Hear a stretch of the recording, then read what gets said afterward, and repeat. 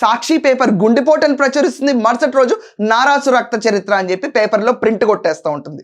నిస్సభ్యంగా నిస్సింకుగా అసలు ఎక్కడ కూడా వాస్తవాలు చెక్ చేయకుండా నారాసు రక్త చరిత్ర అని హెడ్లైన్స్ వేసి చంద్రబాబు నాయుడు గారి చేతిలో గొడ్డలు పెట్టి దుమ్ము దులుపుకుని వెళ్ళిపోయి ఎలక్షన్స్లో కంటెస్ట్ చేసి గెలిచిన ఒక ముఠా దందా ఇది కదా. మీకు తెలుసా అసలు సాక్షిని ఎందుకు సిబిఐ క్వశ్చన్ చేయదు? నీకు ఎవరిచ్చారు ఇన్ఫర్మేషన్ నారాసు రక్త చరిత్రని? తేలిపోతుంది కదా వాస్తవం. ఎడిటర్ని తీసుకొచ్చి ఈ ఆర్టికల్ ఎవరు రాంచారు నీకంత ఫస్ట్ హ్యాండ్ ఇన్ఫర్మేషన్ ఉంటే నువ్వు ముందుకొచ్చి ఎవిడెన్స్ పెట్టు. నారాసుర రక్త చరిత్రకు కారణం చంద్రబాబు నాయుడు గారు, వివేక హత్యకు కారణం ఈ నారాసుర వారి ఫ్యామిలీని ముందుకు పెట్టే దమ్ము ఎందుకు లేదు సిబిఐకి? ఈరోజు ప్రతి ఒక్కళ్ళు అనుకుంటున్నారు CBI is not of failure. ఎక్కడా కూడా తగిన న్యాయం జరగట్ల ఈ కేసులో.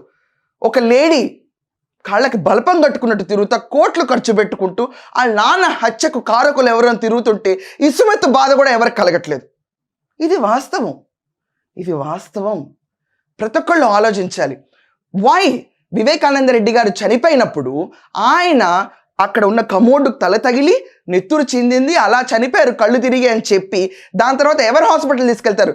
గంగిరెడ్డి. ఎవరు గంగిరెడ్డి? భారతిరెడ్డి వాళ్ళ నాన్న.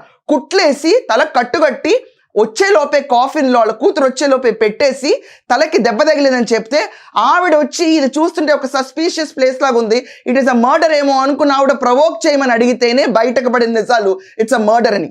నెక్స్ట్ డే జగన్మోహన్ రెడ్డి ఈ గుండెపోటు డ్రామా నుంచి, విజయసాయి రెడ్డి డ్రామా నుంచి అవినాష్ రెడ్డి క్లీన్ చేసిన హిస్టరీ ధైర్యంతో బయటకు వచ్చేసి గొడ్డలతో నరికారంటారు. అసలు సిబిఐ ముందు జగన్మోహన్ రెడ్డిని ఎందుకు అడగరు? గొడ్డలతో ఇలా నరికారు, చిన్నాన్ని ఇలా కొట్టారు అని చెప్పి యాక్షన్ చేసి చూపించిన డైరెక్టర్ ఎందుకు క్వశ్చన్ చేయరు ప్రతి ఒక్కళ్ళు?